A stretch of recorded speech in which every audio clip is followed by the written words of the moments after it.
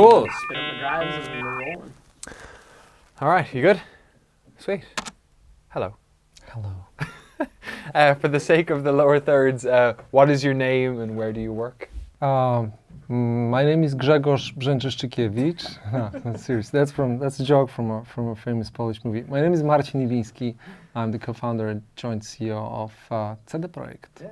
Yeah. How do you say it? CD Projekt Red? CD Projekt Red. CD Projekt Red. Okay, getting there. Is that okay? Couple more years. CD Projekt Red. Red. Right. Make us shoot some docs in Poland and maybe I'll get better at it. Yeah. Welcome back to GDC. What is GDC for you this year? It seems like you've wrapped up on a massive project. There's another one coming some way down the pipeline. But is there a lot to do here this year? I think there's always a lot to do at GDC, and I think it's different over time. When we have something rolling, there's probably more interviews and more media things, but it's always a great platform to meet people and talk in a more relaxed atmosphere. Time for lunches, for dinners, for breakfast, and just hanging out and catching up, and also some good business. I really appreciate this place because everybody's here, both from the media side and from the business side. At the same time, there is no such pressure like there is at E3, which is always about the big stuff, the big games, and everyone has got like 30 minutes and they got to run to another meeting. So GDC, I think it's a good place to hang out and talk to people. So for someone in your position who's at the top tier of at the a top company, of the top of the top. of the top, you're Okay, continue. I That's just- very interesting. I'm like At your position, my limo driver is waiting for me outside. Normally they come to my car, we have a drink, and then we drive around. I know we had to have like 10 bottles of kombucha for you here when you came in. Just the one without alcohol because I don't have my ID on me. Yeah. Funnily enough, sometimes it's even a place to meet some people from the game dev scene from Poland. I just met with Paweł from Techland. He's in Wrocław, I am in Warsaw, so it's roughly 350 kilometers, and we meet annually at GDC for a nice lunch and chat. But I'm meeting normally people from companies we're working with, so obviously the first parties, we're meeting with certain media, and generally our business partners from all around the world, new contacts, sometimes certain people are pitching us, middleware services and whatnot. It really depends at E3, but everybody who does games is here, so whoever we want to meet, they're here, catching up with old friends as well. Did you used to go to GDC Europe? I know they've decided to stop doing it now. Sadly, I think I've been I think once, right. But it was always a little bit awkward. It didn't have this everyone is here kind of feeling, right. And Gamescom was always I don't want to say cannibalizing it, but sort of. Gamescom was the thing, so if you wanted to stuff in Europe, business in Europe, Gamescom was the platform, and GDC was sort of stick to it. I think it just wasn't the right timing, or maybe the right match. So it actually kind of works better for you coming here because everyone's going to be here. I think before that it's DICE, but funnily enough, every single year with our guys we thought, should we go to DICE? And it's always fly back and forward, and the jet lag. I was like, no, we'll just stick to GDC. So we've never been to DICE actually. It's always GDC. Yeah. Later this year, The Witcher will be 10 years old. It'll be a decade since you launched the first game. 10 years ago when you were building that franchise, could you have imagined the sort of where that ended up going? No, I'm actually 10 years ago when we were working on it, we were praying to all gods to finish the first one.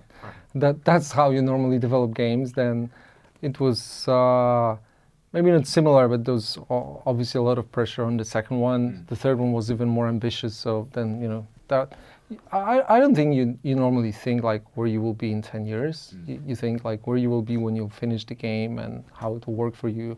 And then you find out new things, you learn a lot throughout the process, and then you're a different person. So I think we've never planned that far ahead. I think the gaming industry is like an uber fast place. So so you cannot really foresee the tech trends, how people play games in 10 years. I wouldn't be brave enough to really forecast anything today, because I don't know.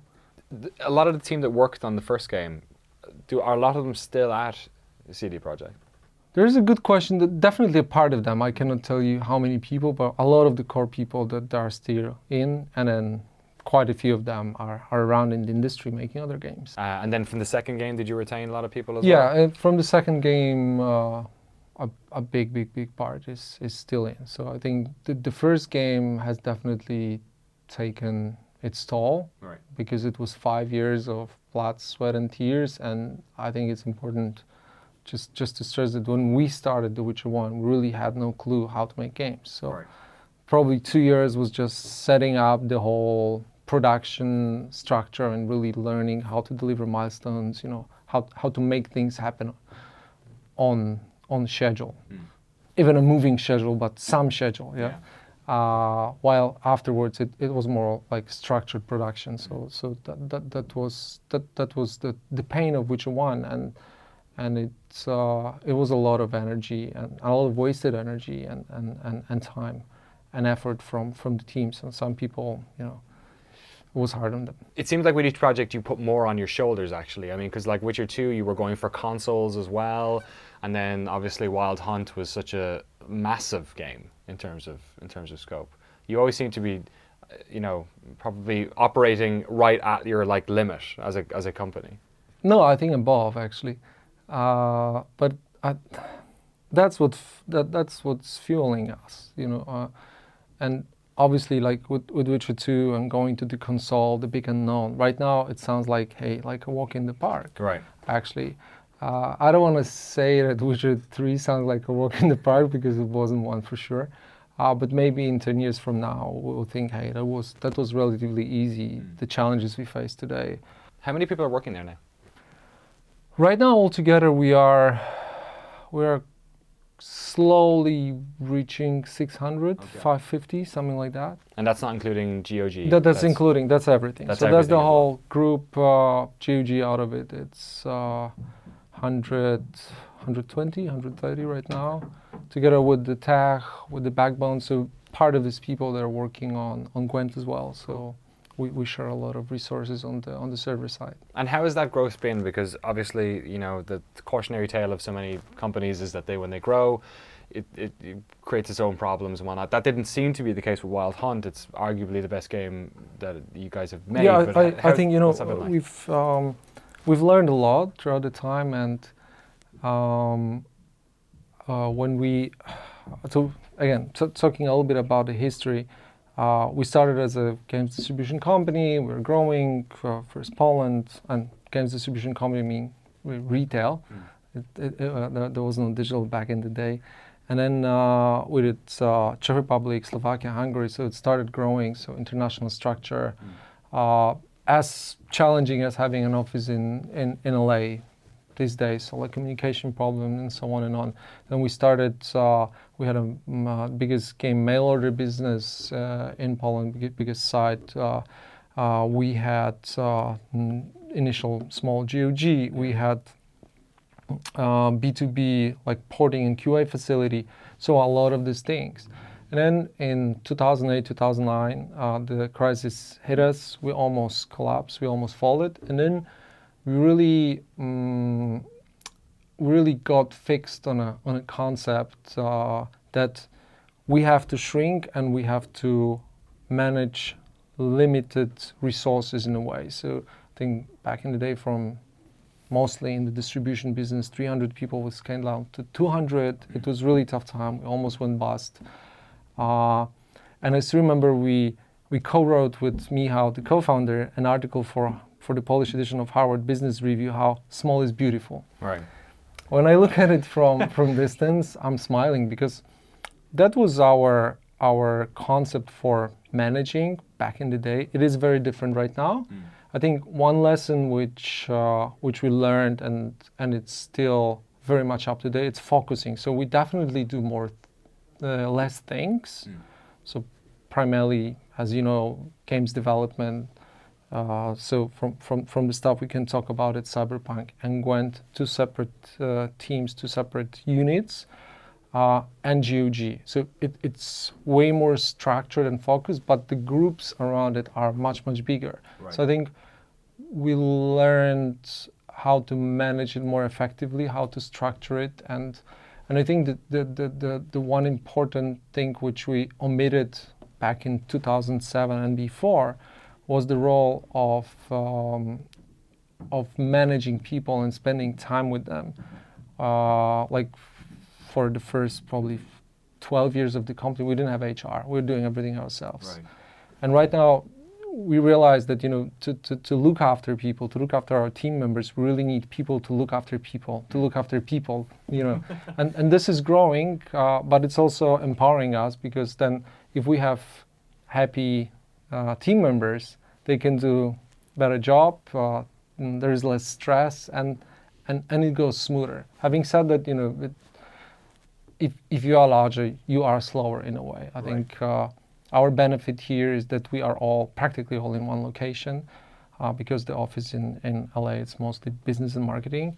And we have an office in Krakow, which is just 2 hours by train. So this is manageable, and we are trying as much as we can to really concentrate all the creative forces in one place, because then we can steer the ship much faster. Yeah. The Witcher 3, the expansion packs have come out, have been very well received as well. Is that the team that's sort of then been focused onto Cyberpunk? Yes, it's pretty much that team. There are some people who joined the Gwent team, just a few.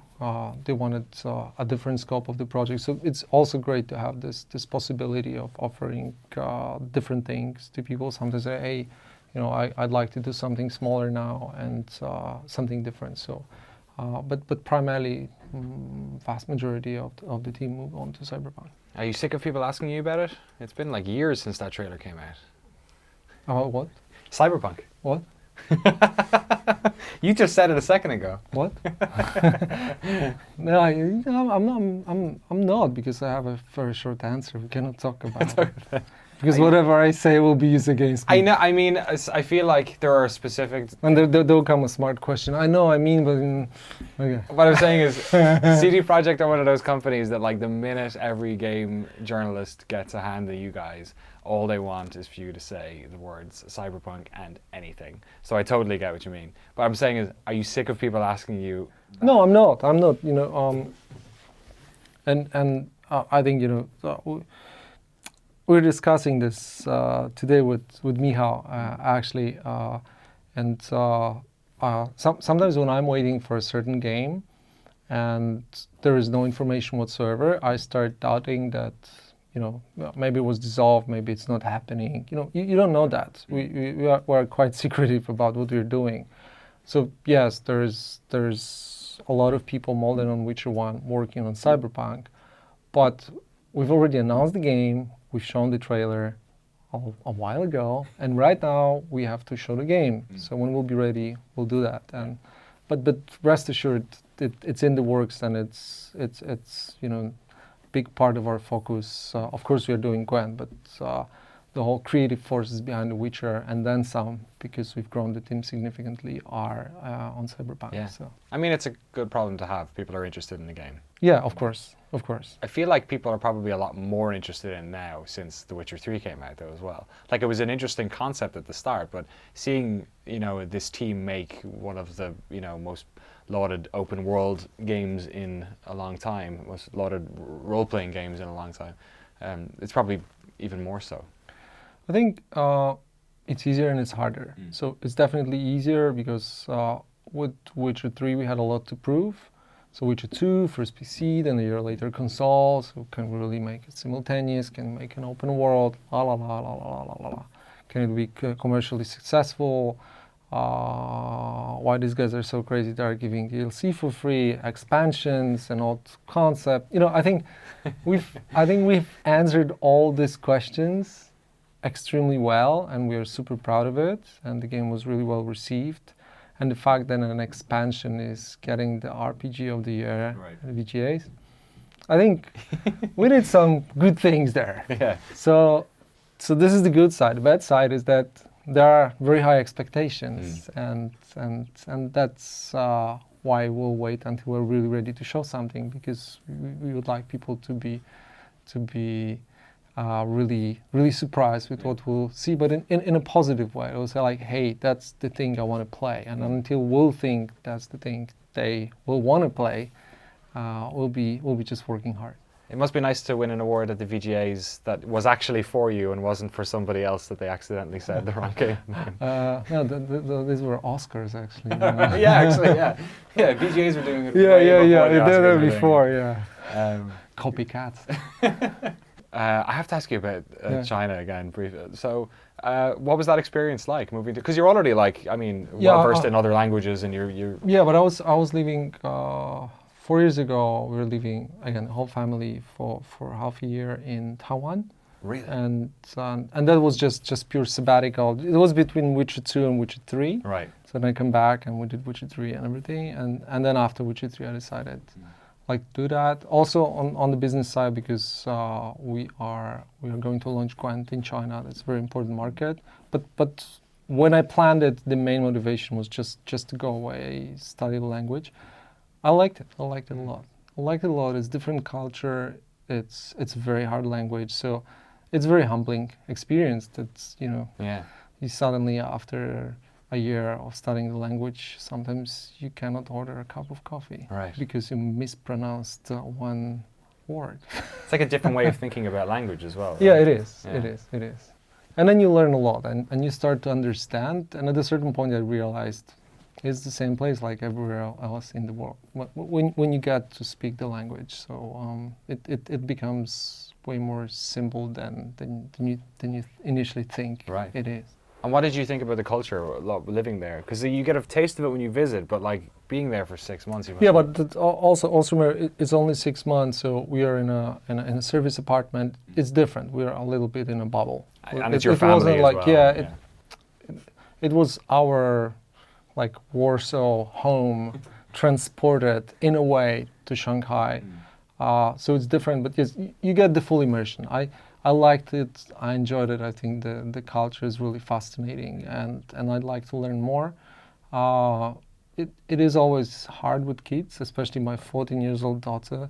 So I have 3 kids, and so we sort of took her away from her friends, and that's that's a super vibrant social life, like hanging out with friends. Friends are the center of your life, and she really hated us for it. So. Right. So no more trips to Asia for a couple of years, maybe? Yeah. I mean, I'll go once in a while on my own, and then for business, I'm going frequently. I'm usually staying a little bit longer, having a language course, and for me, that's always the best way to experience the culture and learn something new. And what about then for you personally? I mean, you've been in the industry for a long time. I feel like, if you were somebody who was coming in here as an indie on the periphery, right, geographically certainly, right, if you had a point to prove, I'm sure you've done it with what happened with The Witcher 3, right? Like, do you have any other, is there anything that you want to conquer? Yeah, for me personally, I would like our games to be very successful in China. That's the next thing. Actually, for me personally, because already a lot of fans for The Witcher, but Gwent is the next step. I definitely would like people to play Gwent, to enjoy Gwent, and make Gwent big, because it's a great game. So your only dream is world domination? Yeah, sort of. Let's talk next year. I think the dream really is to keep on having fun. Yeah. Because, and again, coming back to the crisis times of 2008, 2009, I was working 14, 16 hours a day for like 2 years. Those were the hardest days of my life. And I was first building things, and then I was restructuring them. What means closing and letting people go, and being just a very miserable person. Right now, I have more time. I'm doing what I love, and it goes well. So what could I want more? Yeah. I'm happy.